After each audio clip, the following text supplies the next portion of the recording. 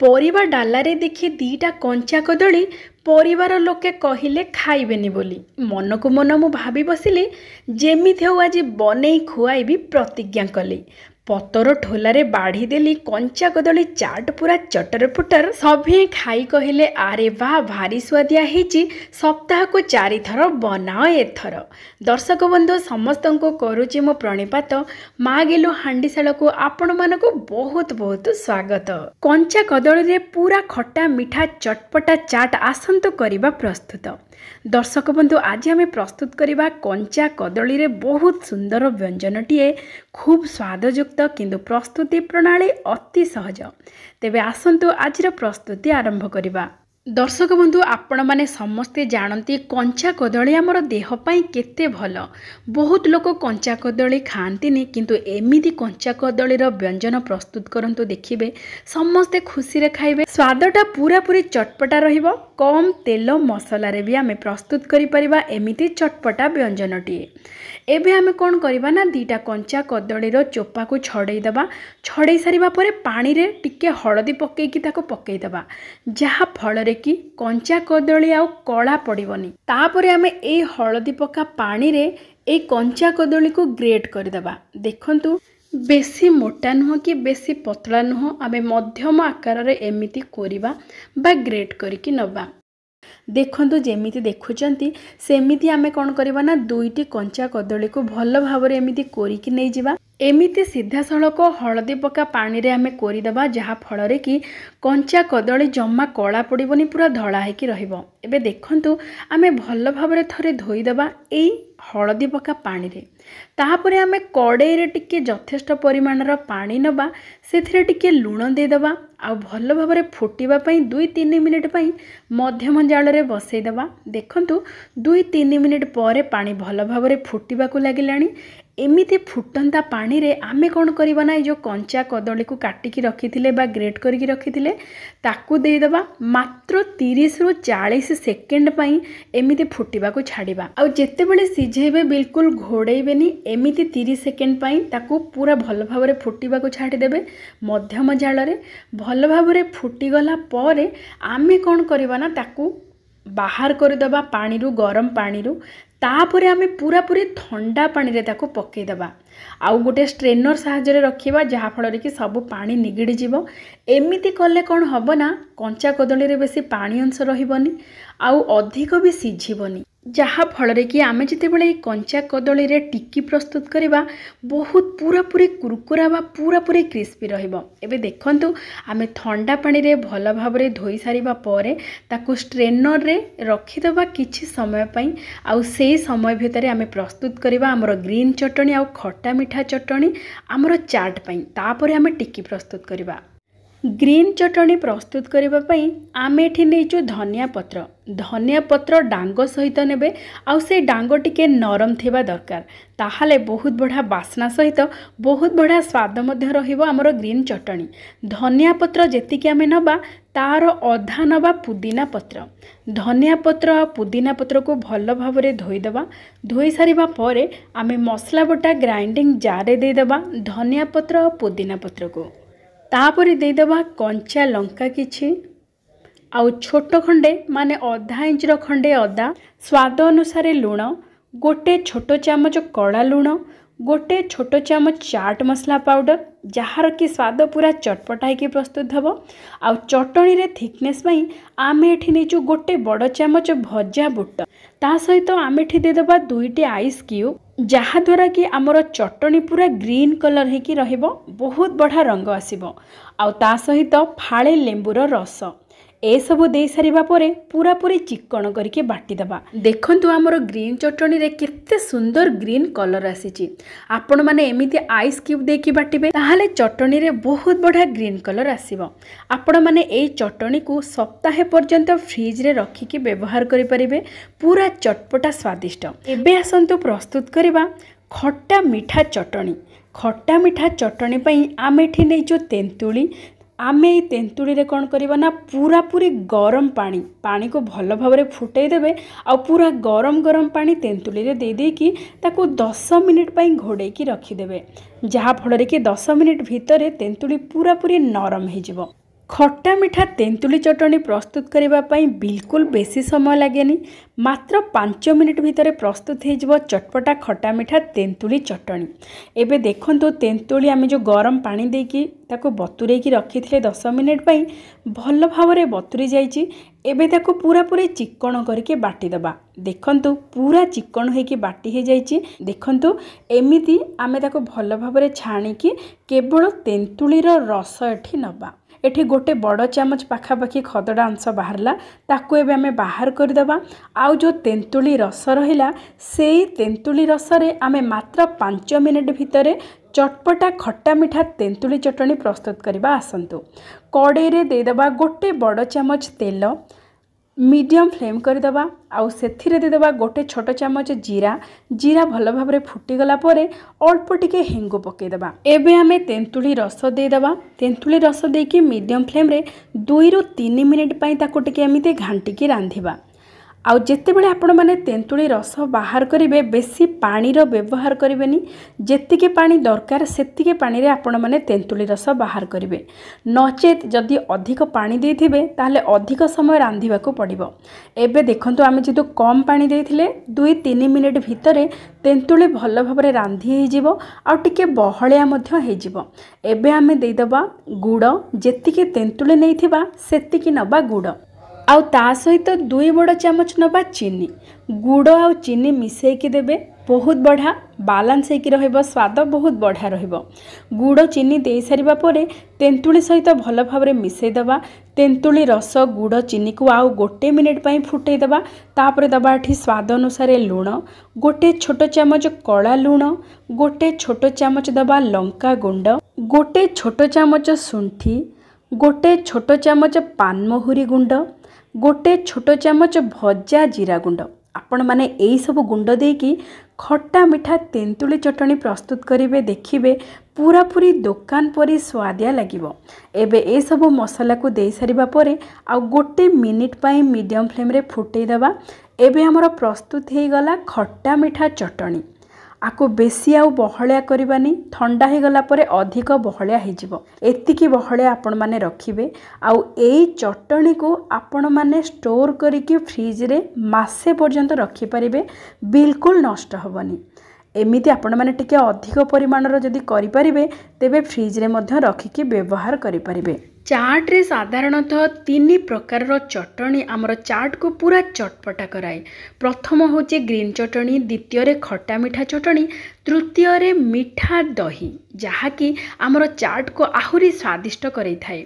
सेथि पई जो दही नेबे पूरा गाढ़ा दही नेबे। घर तैयारी दही बहुत बढ़िया। आपण माने जदि घर तैयारी दही नौ नथंती तेबे बाजार रो दही नेबे पूरा गाढ़ा दही नेबे बहुत बढ़िया स्वादिष्ट होइकी रहिबो।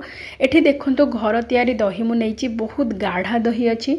एबे आमे कोन करिबा ना जेतिकी हमकु दरकार चाट पई सेतिकी दही एठी नै जिबा। आउ एई दही रे आमे दबा 2 बड़ चामच चीनी। केवल एथिरे चीनी पकेबा जहाँफल कि मिठा दही आमर चाट पई प्रस्तुत हो जिवो।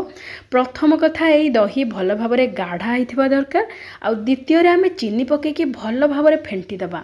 जेतिके हल्का मिठा रहिबो बेसी भी मिठा करिवेनी काहेकि ना आमे खट्टा मिठा चटनी मध्य नौचे आमर चाट पई। सेथि पई हल्का मिठा रहिबो एई दही। आउ एई दही बिल्कुल खट्टा ही नथिबो। पूरा ताजा दही नेबे। दही रे एमिति चीनी गोले की आपण माने भल भाबरे फेंटिकी टिके साइड रे रखी देबे। एबे देखंतु हमर 3 प्रकार चटपटा चटनी एठी प्रस्तुत हो जाइछि हमर चाट पई। आपण जे कोनोसी चाट भी प्रस्तुत करंतु एई 3 प्रकार चटनी बिना चाट पूरा अधा अधूरा। एठी देखंतु मिठा दही ता सहित चटपटा राग लुणीर ग्रीन चटनी ता सहित खट्टा मिठा तेंतुली चटनी। एबे आमे 3 प्रकार चटनी को टिके साइड रे रखिदबा। आउ आमर चाट पई गोटे मसला गुंड प्रस्तुत करिबा पूरा पूरी स्वादयुक्त करिवो आमर चाट को। एबे आमे तावा रे देइदबा किछि सुखिला लंका जहार कि रंग भल आसीबो और राग मध्य रहिबो। एई लंका रे मंजी मध्य रहिछि। ता सहित जीरा कंचा जीरा एठी देइदबा। जीरा और सुखिला लंका को भल भाबरे कम जाल करिकी 4-5 मिनिट पई भाजी दबा जहाँ फल कि सुखिला लंका और जीरा भल भाबरे भाजी हे जिवो। ଯେତେବେଳେ ଦେଖିବେ ଲଙ୍କା ଆଉ ଜିରା ଭଲ ଭାବରେ ଭାଜି ହେଇକି ବହୁତ ବଢ଼ିଆ ବାସ୍ନା ଆସୁଛି ଆଉ ଟିକେ ରଙ୍ଗ ବଦଳି ଯାଉଛି, ସେଇ ପର୍ଯ୍ୟନ୍ତ ଆମେ ଭାଜିବା। 5 ମିନିଟ୍ ଖଣ୍ଡେ ଲାଗିବ। ଆମେ କମ୍ ଜାଳରେ ଏମିତି ଭାଜି ସାରିବା ପରେ ଏଇ ଲଙ୍କା ଆଉ ଜିରାକୁ ଗୁଣ୍ଡ କରିବା। ଆପଣମାନେ ଯେତେବେଳେ ବି ଗୁଣ୍ଡ କରିବେ ଦରଦର ଗୁଣ୍ଡ କରିବେ, ଯାହାର କି ସ୍ୱାଦ ଚାଟ୍ରେ ବହୁତ ବଢ଼ିଆ ଆସିବ। ଆପଣମାନେ ଚାହିଁଲେ ମସଲା ବଟା ଗ୍ରାଇଣ୍ଡିଙ୍ଗ ଜାର୍ରେ ମଧ୍ୟ ଗୁଣ୍ଡ କରିପାରିବେ, କିନ୍ତୁ ଯେତେବେଳେ ବି ଗୁଣ୍ଡ କରିବେ ପୁରା ଦରଦର ଗୁଣ୍ଡ କରିକି ପ୍ରସ୍ତୁତ କରିବେ, ପୁରା ପାଲିସ କରିକି ଗୁଣ୍ଡ କରିବେ। ଏମିତି ଭଜା ଜିରା ଆଉ ଲଙ୍କାକୁ ଗୁଣ୍ଡ ଯଦି ଦରଦର କରିକି ଆମେ ପକେଇବା ଆମର ଚାଟ୍ରେ, ସ୍ୱାଦ ଓ ବାସ୍ନା ଦୁଇଟା ଯାକ ବଢ଼ିଆ ରହିବ। ଏବେ ଦେଖନ୍ତୁ, ଆଉ ଯେତେବେଳେ ଗୁଣ୍ଡ କରିବେ ଏଇ ମସଲାକୁ ପ୍ରଥମେ ଜିରା ଲଙ୍କାକୁ ଭାଜିଲା ପରେ ପୁରାପୁରି ଥଣ୍ଡା କରିଦେବେ, ତାପରେ ଗୁଣ୍ଡ କରିବେ। ଦେଖନ୍ତୁ କେତେ ବଢ଼ିଆ ଭାବରେ ପୁରା ଦରଦର ଗୁଣ୍ଡ ହେଇକି ରହିଛି। ଲଙ୍କା ଆଉ ଜିରାର ବହୁତ ବଢ଼ିଆ ବାସ୍ନା ମଧ୍ୟ ଆସୁଛି। ଏଇ ଜିରା ଲଙ୍କା ଭାଜିକି ଗୁଣ୍ଡ କରିକି ଆପଣମାନେ ଷ୍ଟୋର କରିକି ମଧ୍ୟ ରଖିପାରିବେ, କିନ୍ତୁ ତାଜା କୁଟିଲେ ତାର ଯେଉଁ ବାସ୍ନା ପୁରାପୁରି ନିଆରା। ଆପଣମାନେ ଯେତେବେଳେ ବି ଚାଟ୍ ପ୍ରସ୍ତୁତ କରୁଛନ୍ତି ପୁରା ତାଜା କୁଟିକି ପ୍ରସ୍ତୁତ କରିବେ, ବହୁତ ବଢ଼ିଆ ବାସ୍ନା ଓ ସ୍ୱାଦ ଦେବ ଆମର ଚାଟ୍ରେ। ଏବେ ଦେଖନ୍ତୁ ଆମର 3 ପ୍ରକାରର ଚଟଣି ସହିତ ଆମର ଚାଟ୍ର ମୁଖ୍ୟ ମସଲା ଗୁଣ୍ଡ ମଧ୍ୟ ପ୍ରସ୍ତୁତ ହେଇଯାଇଛି। ଏବେ ଆମେ ପ୍ରସ୍ତୁତ କରିବା କଞ୍ଚା କଦଳୀ ଟିକି। ସେଥିପାଇଁ ଗୋଟେ ସ୍ପେଶାଲ ମସଲାଟେ ମଧ୍ୟ ପ୍ରସ୍ତୁତ କରିବା। ସେଥିପାଇଁ ଆମେ ନେଇଯିବା 1 ଚାମଚ ଜିରା, 1 ଚାମଚ ପାନମହୁରି, 2 ଚାମଚ ଗୋଟା ଧନିଆ, 1 ଚାମଚ କସୁରୀ ମେଥି, ଅଧା ଛୋଟ ଚାମଚ କଳା ଲୁଣ, 1 ଚାମଚ ସାଧାରଣ ଲୁଣ, ଆଉ ଟିକେ ରଙ୍ଗ ପାଇଁ କାଶ୍ମୀରୀ ଲଙ୍କା ଗୁଣ୍ଡ 1 ଛୋଟ ଚାମଚ, ଆଉ ହଳଦୀ ଗୁଣ୍ଡ ଅଧା ଛୋଟ ଚାମଚ। ଏସବୁକୁ ନେଇକି ଆମେ ଟିକେ ଭଲ ଭାବରେ ଗୁଣ୍ଡ କରିଦେବା ବା ଦରଦର ଗୁଣ୍ଡ କରିବା। ତାପରେ ଆମେ ଦେଇଦେବା କିଛି ରସୁଣ, 7-8 କୋଲା ରସୁଣ କୋଲା, ଆଉ ଅଧା ଇଞ୍ଚର ଖଣ୍ଡେ ଅଦା। ଏଇସବୁକୁ ଆଉ ଟିକେ ଭଲ ଭାବରେ ଛେଚିଦେବା। ଦେଖନ୍ତୁ କେତେ ବଢ଼ିଆ ସୁଗନ୍ଧଯୁକ୍ତ ମସଲା ଆମର ପ୍ରସ୍ତୁତ ହେଇଯାଇଛି। ଏମିତି ମସଲା ଆପଣମାନେ ଫ୍ରେଶ୍ କୁଟିକି କଞ୍ଚା କଦଳୀର ଟିକି ପ୍ରସ୍ତୁତ କରିବେ, ଦେଖିବେ ବହୁତ ବଢ଼ିଆ ଲାଗିବ। ଏବେ ଆମେ ଯେଉଁ ଷ୍ଟ୍ରେନରରେ ଛାଣିକି ରଖିଥିଲେ କଞ୍ଚା କଦଳୀକୁ ତାକୁ ଦେଇଦେବା, ଆଉ ଆମେ ଯେଉଁ ମସଲା ସବୁ ଛେଚିକି ରଖିଥିଲେ ତାକୁ ଦେଇକି ମାତ୍ର 1 ବଡ଼ ଚାମଚ ଦେବା ଚାଉଳ ଗୁଣ୍ଡ। ବେଶୀ ବିଲକୁଲ ଦେବେନି, ନହେଲେ ଭଲ ଲାଗିବନି। କେବଳ ଏଇ କଞ୍ଚା କଦଳୀରେ ଟିକେ ବାଇଣ୍ଡିଙ୍ଗ ପାଇଁ ବା କୋଟିଂ ପାଇଁ ଆମେ ମାତ୍ର 1 ବଡ଼ ଚାମଚ ଚାଉଳ ଗୁଣ୍ଡ ଦେବା। ଆଉ ଚାଉଳ ଗୁଣ୍ଡ ଦେଲେ ପୁରାପୁରି କ୍ରିସ୍ପି ଆଉ କୁରକୁରା ହେଇକି ପ୍ରସ୍ତୁତ ହେବ ଆମେ ଯେଉଁ ପ୍ରସ୍ତୁତ କରିବା କଞ୍ଚା କଦଳୀର ଟିକି। ଏବେ ଆମେ କଦଳୀକୁ ବେଶୀ ଚାପିବାନି। ଦେଖନ୍ତୁ ହାଲକା ହାଲକା ତାକୁ ପ୍ରେସ୍ କରିବା ବା ହାଲକା ହାଲକା ଚାପିକି ଏମିତି ଛୋଟ ଛୋଟ ବରା ପରି ପ୍ରସ୍ତୁତ କରିବା। ଦେଖନ୍ତୁ ପ୍ରସ୍ତୁତ କରିବା ବହୁତ ସହଜ। ଆପଣମାନେ ଏମିତି 2 ହାତରେ ନେଇଯିବେ ଆଉ ପୁରା ହାଲକା ହାଲକା ତାକୁ ଦବେଇବେ, ବେଶୀ ବି ଚାପିବେନି, ହାଲକା ହାଲକା ଦବେଇବେ, ପତଳା ପତଳା କରିକି ରଖିବେ, ବେଶୀ ବି ମୋଟା କରିବେନି। ଯେତେ ପତଳା କରିବେ ସେତେ ବଢ଼ିଆ ପୁରା କୁରକୁରା ହେଇକି ପ୍ରସ୍ତୁତ ହେବ। ଆମେ ୟାକୁ ଛାଣିବାନି, ଛାଣିଲେ ତ ଆହୁରି ବି କୁରକୁରା ହେବ, କିନ୍ତୁ ଆମେ ତାକୁ ସେକିବା। ତାୱାକୁ ଆମେ ଭଲ ଭାବରେ ଗରମ କରିଦେବା ଆଉ ଦେଶୀ ଘିଅରେ ସେକିବା। ଯେହେତୁ ଆମେ ଚାଟ୍ ପ୍ରସ୍ତୁତ କରୁଛନ୍ତି, ଚାଟ୍ ପ୍ରାୟତଃ ଦେଶୀ ଘିଅରେ ତାର ସ୍ୱାଦ ପୁରାପୁରି 2 ଗୁଣ ହେଇଯିବ। ସେଥିପାଇଁ ଆପଣମାନେ କ'ଣ କରିବେ ନା ଦେଶୀ ଘିଅରେ ଭଲ ଭାବରେ ପୁରା 2 ପଟ କ୍ରିସ୍ପି ବା କୁରକୁରା ହେବା ପର୍ଯ୍ୟନ୍ତ ଆପଣମାନେ ସେକିବେ। ଯେହେତୁ ଆଜି ଆମେ ଚାଟ୍ ପ୍ରସ୍ତୁତ କରୁଛେ, ସେଥିପାଇଁ ମୁଁ ଦେଶୀ ଘିଅରେ ଭଲ ଭାବରେ ଭାଜୁଛି। ଯଦି ଆପଣମାନେ ପଖାଳ ଭାତରେ ବି ଖାଇବେ ବହୁତ ବଢ଼ିଆ ଲାଗିବ। ଆପଣମାନେ କ'ଣ କରିବେ ନା ସୋରିଷ ତେଲରେ ଭଲ ଭାବରେ 2 ପଟକୁ ପୁରାପୁରି କ୍ରିସ୍ପି କରିକି ଭାଜିଦେବେ, ଆଉ ପଖାଳ ଭାତରେ ବି ବହୁତ ବଢ଼ିଆ ଲାଗିବ। ଯେହେତୁ ଆମେ କଞ୍ଚା କଦଳୀକୁ ଟିକେ ଫୁଟେଇ ଦେଇଛେ, ତାର କଷା ଅଂଶ ଆଉ ବିଲକୁଲ ରହିବନି, ସ୍ୱାଦ ପୁରାପୁରି ଜବରଦସ୍ତ ରହିବ। ଦେଖନ୍ତୁ କିଛି ସମୟ ଭିତରେ ପ୍ରସ୍ତୁତ ହେଇଯିବ ଆଉ ବାସ୍ନା ବହୁତ ବଢ଼ିଆ ହେଉଛି। ଯେହେତୁ ଆମେ ବିଭିନ୍ନ ପ୍ରକାରର ତାଜା ମସଲାକୁ କୁଟିକି ବ୍ୟବହାର କରିଛେ ଏଇ ଟିକି ପାଇଁ, ଆଉ ଦେଖନ୍ତୁ କେତେ ବଢ଼ିଆ ଉପରୁ ପୁରାପୁରି କୁରକୁରା ହେଇଯାଇଛି। ଯେହେତୁ ଆମେ ଚାଉଳ ଗୁଣ୍ଡ ଦେଇଛେ, ବହୁତ ବଢ଼ିଆ ପୁରା କ୍ରିସ୍ପି ହେଇକି ପ୍ରସ୍ତୁତ ହେଇଛି। ତାପରେ ଆମେ ଆଉ 1 ଚାମଚ ଦେଶୀ ଘିଅ ଉପରେ ଦେଇଦେବା। ଆମର ପ୍ରସ୍ତୁତ ହେଇଯାଇଛି ପୁରାପୁରି କ୍ରିସ୍ପି କୁରକୁରା କଦଳୀ ଟିକି ବା କଦଳୀ ବରା ମଧ୍ୟ ଆପଣମାନେ କହିପାରିବେ। ବିନା ଛାଣିକି ବି କଦଳୀ ବରା କେତେ ବଢ଼ିଆ ପୁରାପୁରି କ୍ରିସ୍ପି ହେଇକି ପ୍ରସ୍ତୁତ ହେଇଯାଇଛି। ଏବେ ଆମେ ତାକୁ ଟିକେ ସାଇଡ଼ରେ ରଖିଦେବା, ଆଉ ଏମିତି ଗରମା ଗରମ ବରାରେ ଆମେ ଚାଟ୍ ପ୍ରସ୍ତୁତ କରିବା, ପୁରାପୁରି ସ୍ୱାଦିଷ୍ଟ ରହିବ। ଏବେ ଆମେ ନେଇଯିବା 1 ପତ୍ର ଠୋଲା। ପତ୍ର ଠୋଲାରେ ଚାଟ୍ ଖାଇବାର ମଜା କିଛି ଅଲଗା। ସକାଳେ ମୁଁ ବରା ସହିତ ଘୁଗୁନି ବନେଇଥିଲି, ସେଥିପାଇଁ ଅଳ୍ପ ଘୁଗୁନି ବଳି ପଡ଼ିଥିଲା। କିଛି ଘୁଗୁନି ଦେଇଦେବା, ତା ଉପରେ ଆମେ ଯେଉଁ कदलीर बरा प्रस्तुत करिचे ताकू ता उपरे थोइकी विभिन्न प्रकार जो आमे चटणी प्रस्तुत करथिले जेमिति कि ग्रीन चटणी आ मिठा दही चटणी खट्टा मिठा तेंतुली गुड़ चटणी दे देबा ता उपरे किछि धनिया पत्र कटा किछि पियाज कटा किछि छणा सेव आउ ता उपरे भजा जीरा लंका गुंड आउ जदि राग अधिक चाहूथांती टिके कंचा लंका को पूरा गुंड करके काटिकी ता उपरे पकेदेबे आउ टिके चटपटा चटणी सब टिके टिके सजेई देबे स्वादटा पूरा पूरी जबरदस्त रहिबो। आपण माने थरे एमिति बनांतु देखिबे समस्त को एते भल लागिबो आपण मानको सप्ताह को 4 थर बनेबा पई निश्चय कहिबे। बिना घुगुनी रे भी आपण माने चाट प्रस्तुत करि परिबे। आपण माने गोटे प्लेट हो किंबा ठोला हो सेथिरे कदली बरा दे देबे आउ जेमिति आपण मानकर इच्छा सेमिति सजेई परिबे किंतु ए 3 प्रकार रो चटपटा चटणी निश्चय प्रस्तुत करिवे। चाट रो होची ए जीवन। चाट को स्वादिष्ट चटपटा प्रस्तुत करबा पई ए 3 प्रकार रो चटणी सहित भजा जीरा लंका गुंड निश्चय देबे स्वाद बहुत बढ़िया रहिबो। ता ऊपर आपण माने चाहिले कटा पियाज लंका ता सहित टमाटो काकुड़ी जहाँ भी आपण माने नै परिबे स्वाद भी बहुत बढ़िया रहिबो देह पई भी बहुत भलो। आपण माने चाहिले चाट रे टिके डाळिंबो छणा सेव ए सबु मध्य देकी परसी पारिबे बहुत बढ़िया स्वादयुक्त होइकी प्रस्तुत हबो। आपण माने थरे बनांतु खांतु समस्त को खुआंतु देखिबे समस्त को बहुत बढ़िया लागिबो। आजिर प्रस्तुति आपण मानको केमिति लागिची विनम्रतार सहित अनुरोध निश्चय जणेबे।